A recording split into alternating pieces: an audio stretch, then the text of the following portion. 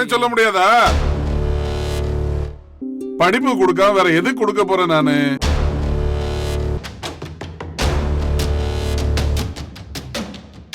ஐயா வணக்கம் ஐயா. வணக்கம்லாம் இருக்கட்டும் குமாரு. இந்த மருந்து அடிக்கிற மெஷினை கீழே இறக்கி வை. மழை வந்தா உனக்கு புயலும் கூட வரும்னு தெரியுமா?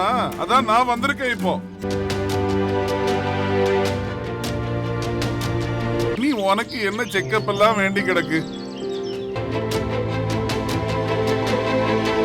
வாரம் 2000 ரூபாயா?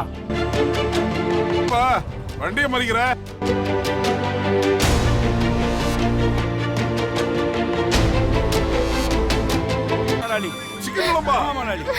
கொண்டாட்டி வர வீட்டுல இல்லையா கணக்கு? எடுத்துட்டு வா கணக்கு, வீட்டுல போய் சாப்பிட்டுக்கலாம். இல்லையா, ஒரு வாரம் கூட கொடுக்கலையா? வா அவரை போய் பார்த்துட்டு வந்துடும். சரியா சரியா.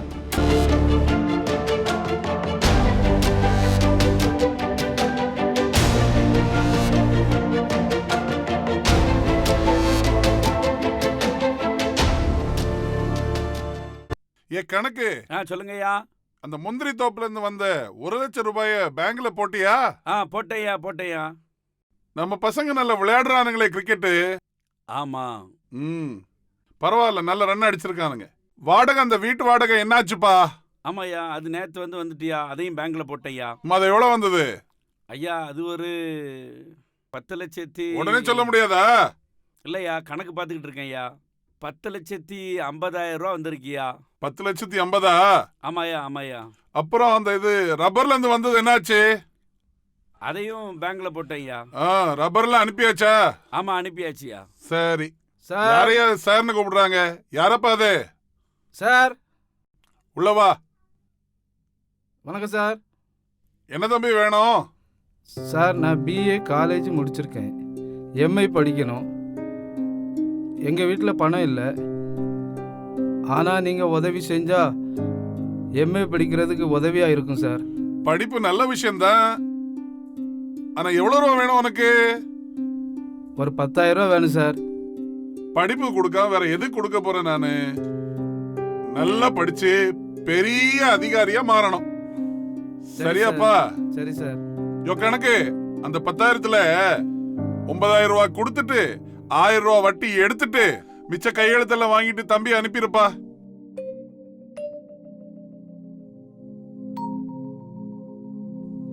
என்ன 9,000மா?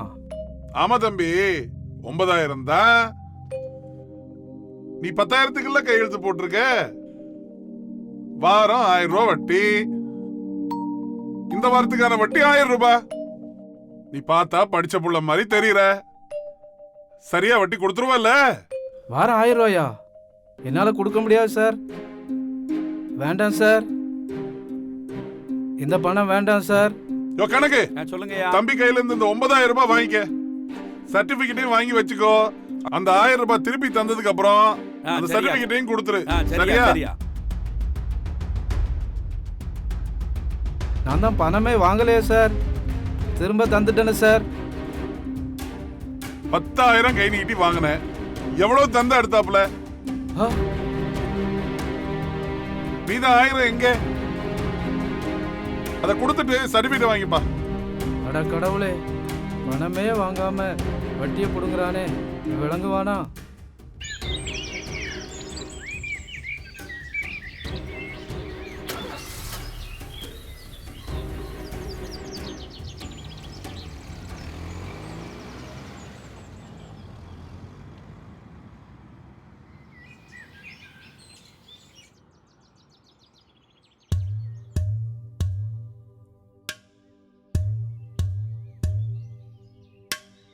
அண்ணே தானியல்ண்ணே, என்னண்ணே அண்ணே கொத்தோ கொத்துன்னு கொத்துறிய, என்னண்ணே பிரயோஜனம்? என்னண்ணே செய்ய? என்னாச்சு? ஆமா, ஏதாவது மிச்ச மீதி உண்டா? மிச்ச மீதி என்ன, எல்லாம் வட்டி வைக்கிறதுல தான் போடுது. போங்க, அந்த ஆண்டவன் கூட கிணத்திறந்து பார்க்க மாட்டாங்க. வாங்குற வர்ற சம்பாத்தியம் இந்த வட்டி கூட காண மாட்டார். என்னத்த போங்க, என்ன வாழ்க்கை, கொத்துங்க.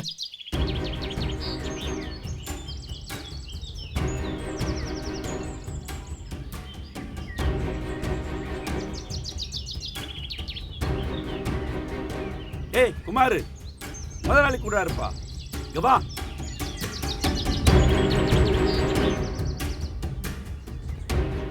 பாவி பைய தோட்டத்தை கண்டுபிடிச்சு தேடி பிடிச்சு வந்துட்டான் ஐயா.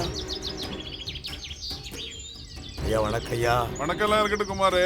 இந்த மருந்து அடிக்கிற மெஷினை கீழே இறக்கி வை.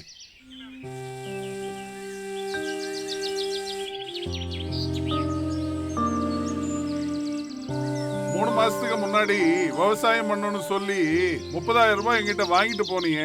அதுக்கு வட்டி கொடுக்கணும்னு ஞாபகம் இருக்கிறதா? என்னைய பார்த்தா உனக்கு என்னவா தெரியுது? மழை ரொம்ப பெஞ்சு பயிரெல்லாம் தண்ணியில அழிஞ்சு போச்சுங்கய்யா. ஒரு பிரயோஜனம் இல்லாம போயிட்டுயா. கண்டிப்பா தந்துருவையா, சீக்கிரமா தந்துருவையா. வட்டி கொடுக்க முடியாம போச்சுயா, கஷ்டமா தான் இருக்கு. தந்துருவையா. ஓ அப்படியா? மழை வந்தா உனக்கு வட்டி கொடுக்க முடியாது என்ன? மழை வந்தா உனக்கு புயலும் கூட வரும்னு தெரியுமா? அதான் நான் வந்திருக்கேன் இப்போ. தெரியா தெரியா, தந்துடுறையா, சீக்கிரம் தந்துடுறையா. யோ கணக்கு, இந்த ஆள் வட்டி கொடுக்குற மாதிரிலாம் தெரியல. இந்த மருந்து அடிக்கிற மிஷினை தூக்கி காருக்குள்ள போடியா. வட்டியை கொடுத்துட்டு வாங்கிட்டு போட்டோம். வேண்டாயா வேண்டாயா ஐயா, வேண்டாயா, நாளைக்கே தந்துடுதையா. விடுதையா ஐயா, ஐயா தந்துடுதையா, தந்துடுறையா. ஐயா ஐயா ஐயா, பயிரெல்லாம் நாசமா பேரியா. ஐயா ஐயா ஒரு தடவை பண்ணுங்கய்யா, ஒரு தடவை பண்ணுங்கய்யா. என்ன நாசமாக்கிட்டானே.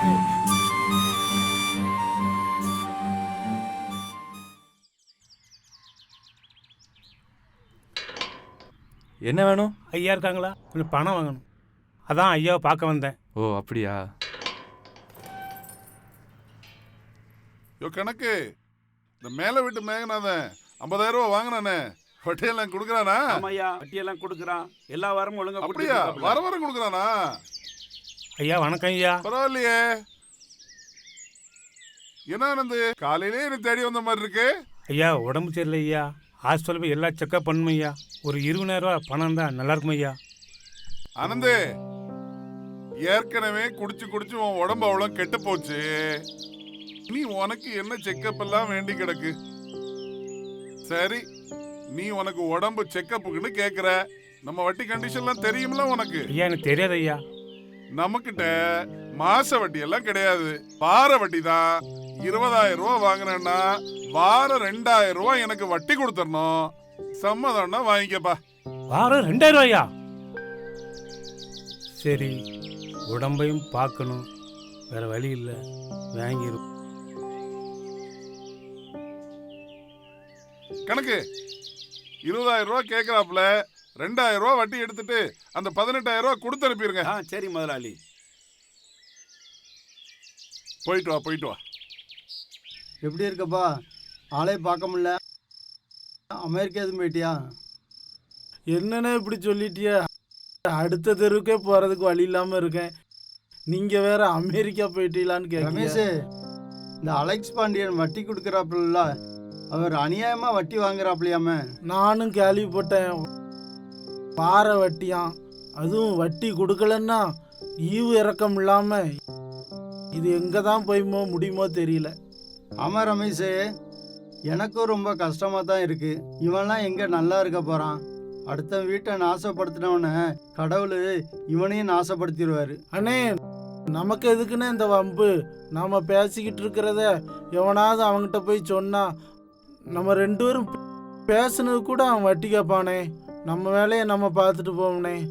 வரட்டுமானே? என்னப்பா வண்டியை மறிக்கிற? வீட்டில் வந்து பார்க்க வந்தேன்யா. நீங்கள் வீட்டில் இல்லையா?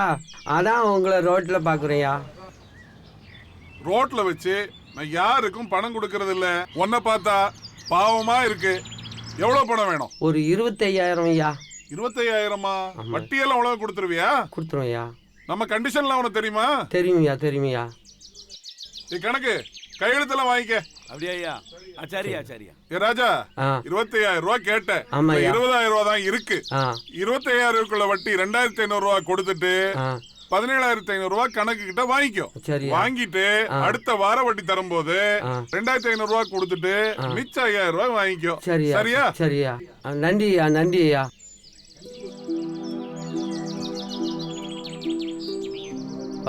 இப்போ 25,000 ரூபா கேட்டேன். 17,500 ரூபா தந்துட்டு இன்னும் 5,000 ரூபாய்க்கு அலைய விடுறானே. படுவாய்ப்ப ஐயா.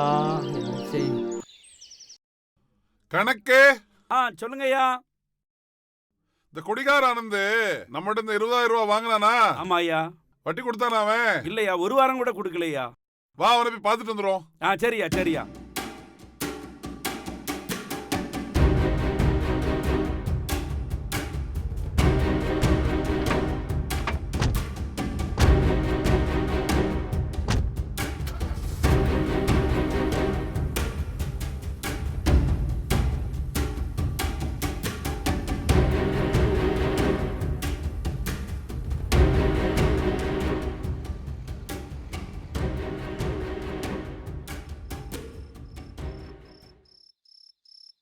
ஏய் சாந்தி, என்னங்க? வாங்க. இதுல சிக்கன் வாங்கிட்டு வந்திருக்கேன். நீ குழம்பு வச்சு வை, வந்து சாப்பிட வருவேன். என்னங்க இன்னைக்கு குடிச்சிட்டு வந்துட்டீங்களா? டாக்டர் தான் உங்களுக்கு குடிக்க வேணும்னு சொல்லியிருக்காருல. குடிச்சா உடம்புக்கே ஆபத்து, உயிருக்கே ஆபத்துன்னு சொல்லியிருக்காங்களே. ஏங்க இப்படி பண்றீங்க? ஏய் டாக்டர் கிடக்கான் டாக்டர், நீ குழம்பு வச்சு வை, நான் வந்து சாப்பிட வருவேன். ஐயோ ஏங்க இப்படி பண்றீங்க? டாக்டர்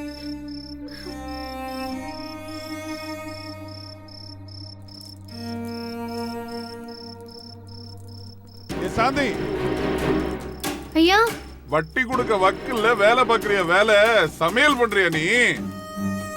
வட்டி கொடுக்க முடியல வட்டி, உனக்கு சோறும் குழம்பும் புருஷனுக்கு ஆக்கி போட்டு சாப்பிடலாம் என்ன? அவருக்கு உடம்பு சரியில்லையா? ரொம்ப நாளைக்கு அப்புறம் இப்பதான் வேலைக்கு போயிருக்காரு. அவரு வந்த உடனே கண்டிப்பா சொல்றையா, உங்க வட்டி பணத்தை கொண்டு வர சொல்றையா. இந்த ஒரு வாட்டி மன்னிச்சிருங்கய்யா. அவனுக்கு உடம்பு சரியில்லைன்னா எது சரியில்லைன்னா எனக்கு என்ன? எனக்கு தேவை வட்டி, வட்டி தான் முக்கியம். அது தராத வீட்டுல எதுக்கு சோறு? அனுப்பிச்சிடாதீங்கய்யா. கணக்கு அது என்ன குழம்புன்னு பாரு. கணக்கு பாக்குற முதலாளி. ஐயோ வேண்டாயா. முதலாளி சிக்கன் குழம்பா? கொண்டாட்டி வர வீட்டுல இல்லையா? கணக்கு எடுத்துட்டு வா. கணக்கு வீட்டுல போய் சாப்பிட்டுக்கலாம்.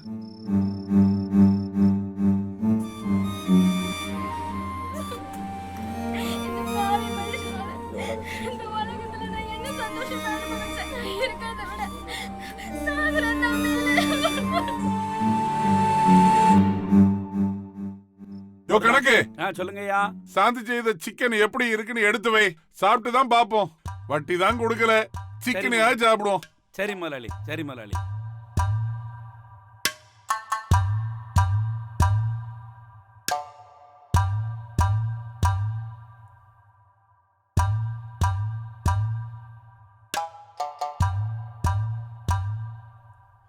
பாரு, உனக்கு லெக் பீஸ் கொடுத்து வச்சிருக்கடா சாந்தி வீட்டு சிக்கனு. நல்லா சாப்பிடுங்க சாப்பிடுங்க. அப்பா ரொம்ப தலைவலிக்குப்பா.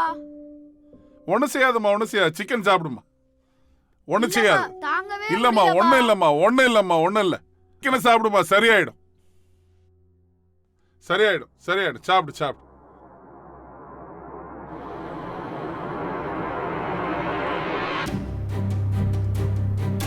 மகேஷ் மகேஷ் மகேஷ் மகேஷ் மகேஷ்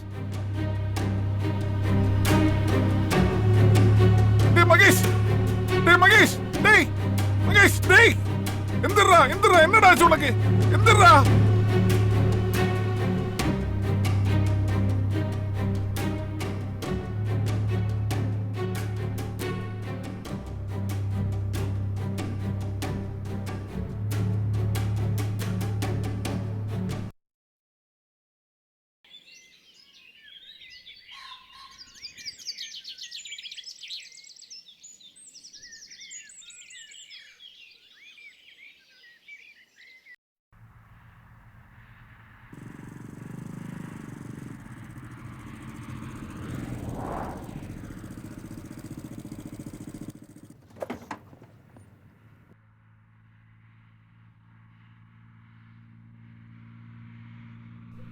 தோத்துறோம். தோத்துறோம்.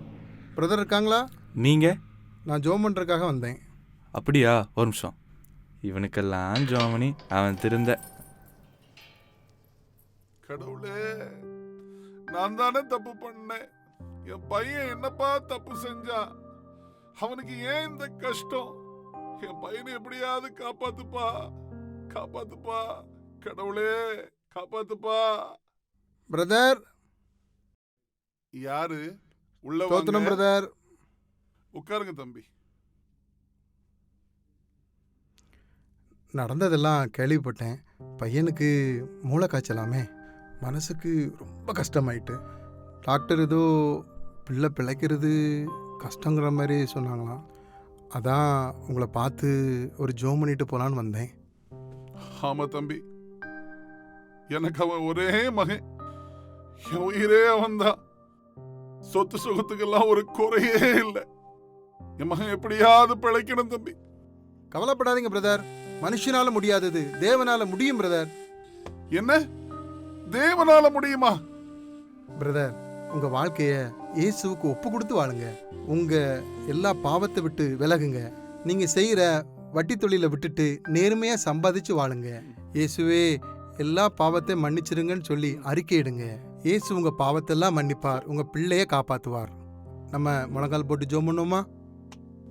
சரிங்க தம்பி.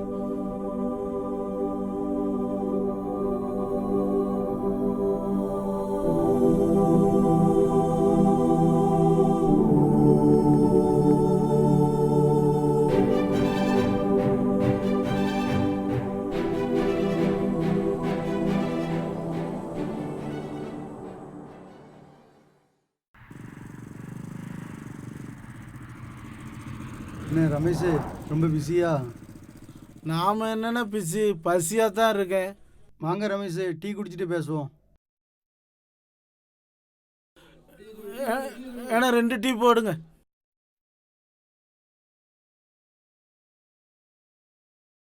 என்ன ரமேஷ், உனக்கு ஒரு கதை தெரியுமா? நமக்கு என்னென்ன கதை தெரிய போகுது? வேலை உண்டு வீடு உண்டுன்னு இருக்கேன். நீங்கள் தான் 4 இடத்துக்கு போகிற ஆள், உங்களுக்கு தான் எல்லாம் தெரியும். சரி கதையை சொல்லுங்க.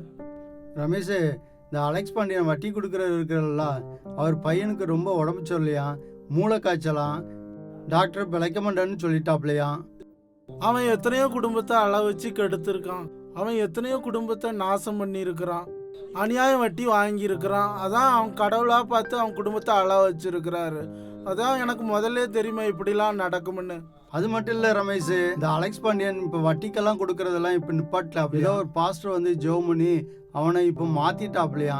இப்போ அவன் மகனும் சோமாயி இப்போ ஆஸ்பத்திரியிலேருந்து வீட்டுக்கு வந்துட்டாப்லையா. சர்ச்சுக்கு ஒழுங்கா போயிட்டு இருக்காப்லையா. அநியாய வட்டியை வாங்கினதெல்லாம் திருப்பி கொடுத்துக்கிட்டு இருக்காப்லையா. அப்படியானே? அப்படிப்பட்ட வட்டிக்காரனே மனம் திரும்பிட்டான்னா நம்மளும் ஏசு கிறிஸ்துவை ஏற்றுக்கொண்டு நல்லா இருக்கலாம்னே. சரி ரமேஷ், நீனும் போய் ஆண்டவரை தேடு, நானும் போய் ஆண்டவரை தேடி நல்லா இருக்கலாம்.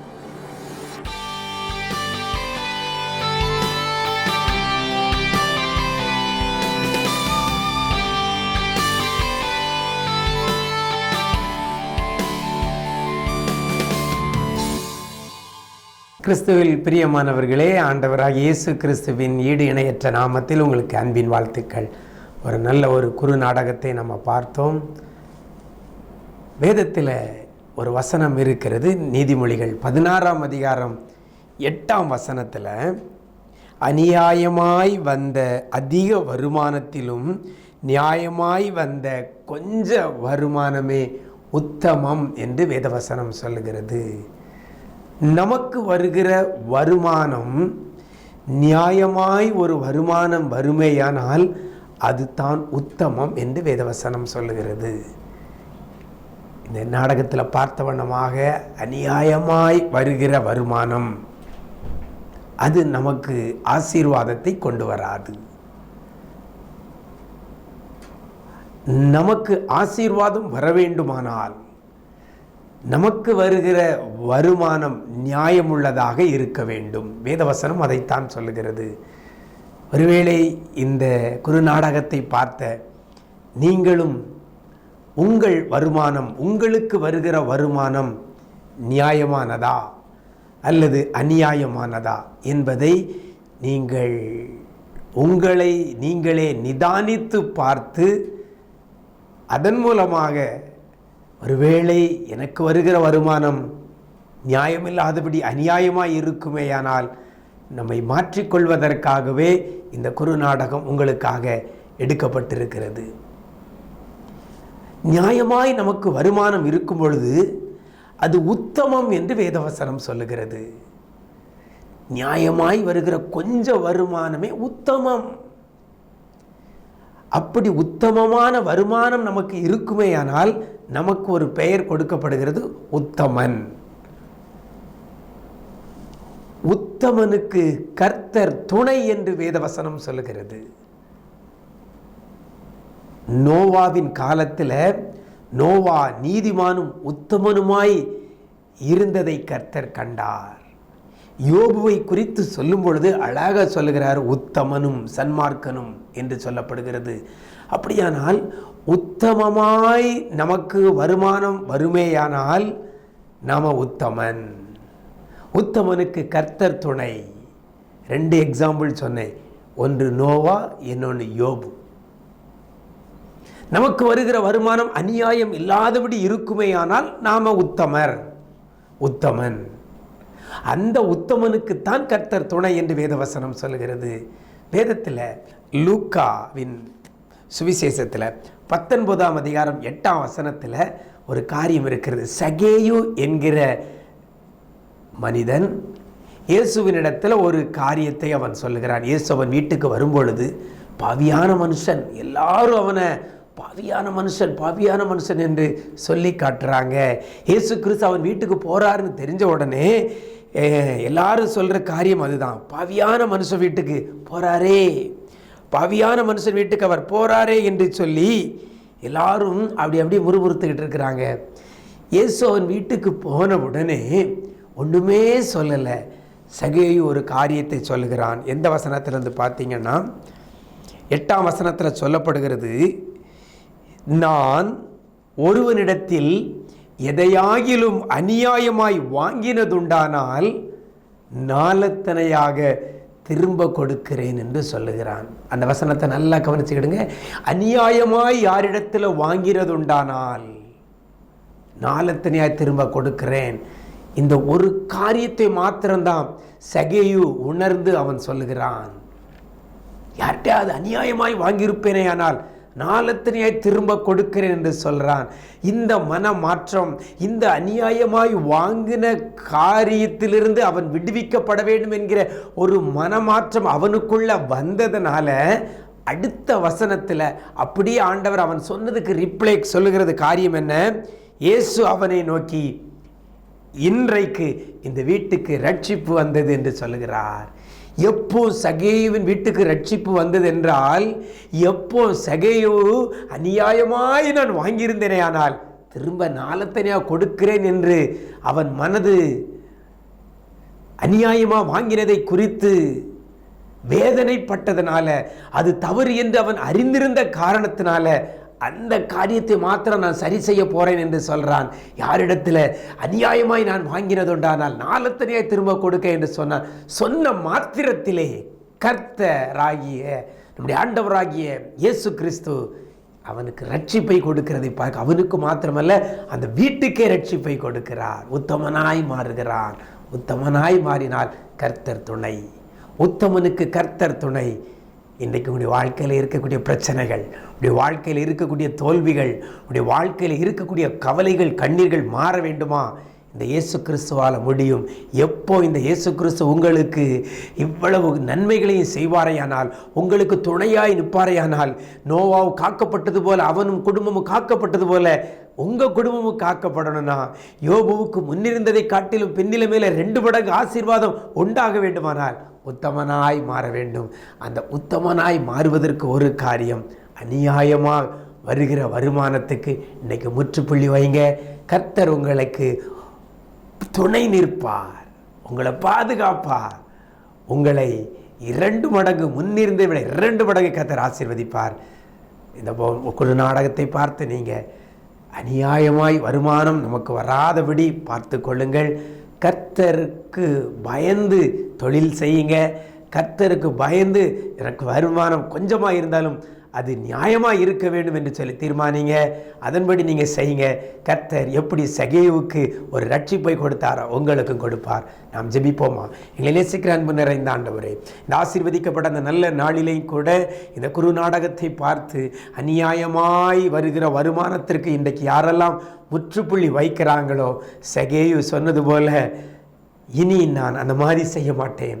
அநியாயமாய் வாங்கினது உண்டானால் நாளை தனியாக திரும்ப கொடுப்பேன் என்று சகேயு சொன்னது போல யாரெல்லாம் இந்த நாடகத்தை பார்த்து இயேசு கிறிஸ்து அவனுடைய இருதயத்தில் இப்படி ஒரு உணர்வை கொடுக்கிறாங்களோ அப்படிப்பட்ட பிள்ளைகள், தன்னை மாற்றுகிற பிள்ளைகளுக்கு எப்படி சகேயு வீட்டுக்கு ஒரு ரட்சிப்பை கட்டளையிட்டீரோ அதுபோல் அநேக பிள்ளைகளுக்கு நீங்கள் கொடுக்க போகிறதற்காக நன்றி செலுத்துகிறோம். ஆண்டவரே, உத்தமனாயிருந்த நோவாவை அவன் குடும்பத்தை பாதுகாத்தது போல உத்தமனாயிருந்த யோபுவுக்கு முன்னிருந்ததை விட 2 மடங்கு ஆசீர்வாதத்தை பின்னால் கொடுத்தது போல பிள்ளைகளுக்கு நீங்கள் கொடுப்பீராக. நன்மையும் கிருபையும் தொடரட்டும். இதில் உழைத்த, இதில் தங்களுடைய தாளந்துகளை திறமைகளை வெளிப்படுத்தின ஒவ்வொரு பிள்ளைகளையும் உடைய கரத்தில் கொடுக்கிறோம். ஒவ்வொரு பிள்ளைகளையும் நீங்கள் ஆசீர்வதிப்பீராக. இயேசுவின் மூலம் ஜெபிக்கிறோம் நல்ல பிதாவே. ஆமேன், ஆமேன். பிரியமானவர்களே, உத்தமனாய் வாழ உங்களை மாற்றிக்கொள்ளுங்கள். கர்த்தர் உங்களுக்கு துணை நிற்கிறார். God bless you.